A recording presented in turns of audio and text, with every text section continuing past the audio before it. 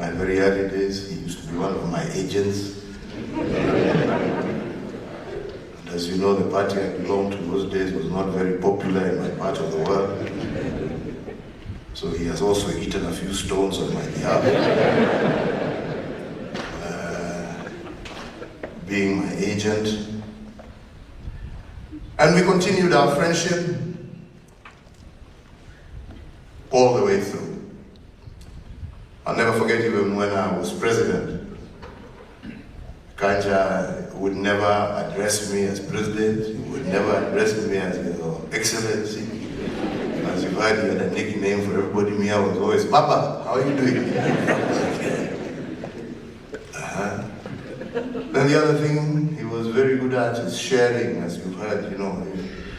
He was very active on his phone. So I can assure you I suffered immensely during my tenure as president, because any of these memes,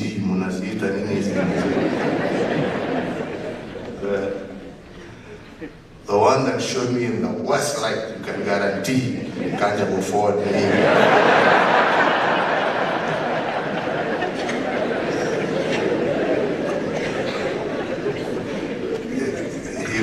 He would ensure it's forwarded, and you know, with that, those emojis of laughing. So I'd call him and tell him, you know, Kanja, you know why are you doing this? Why don't you? No, wait, it's funny, isn't it funny? But he continued, and as I said, even December 12th, we were all together. No one would ever have imagined that the lively Kanja that we saw on that day, within a very short period of time, would not be with us.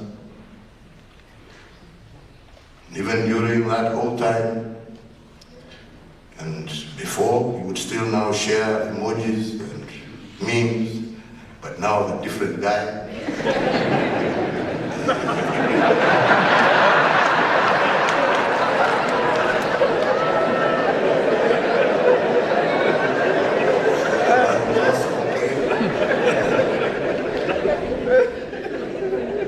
And in fact, the last message he sent me was almost, I think, the beginning of January.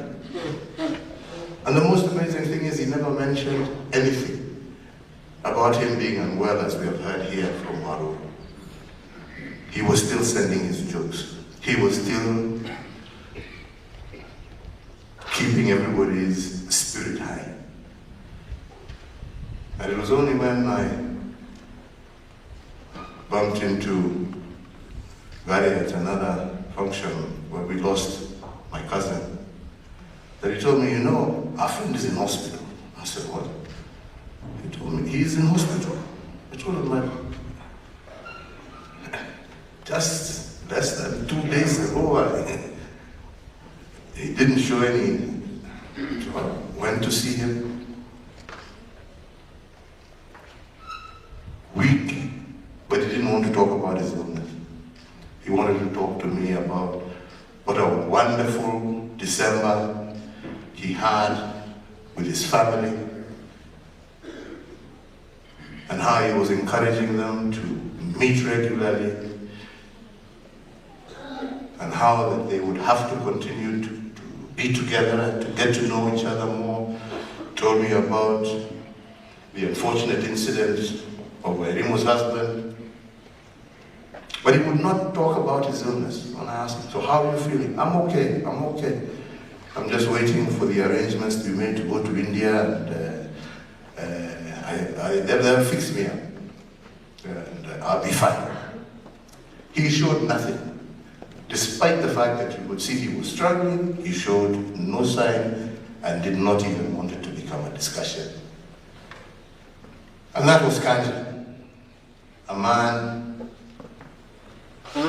brave, loyal, and he did that because he didn't want it to affect anybody else. But I also agree with Waruru as we move forward.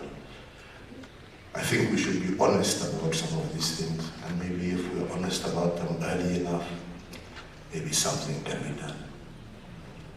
But Kanja lived his life to the fullest. There's no question about that.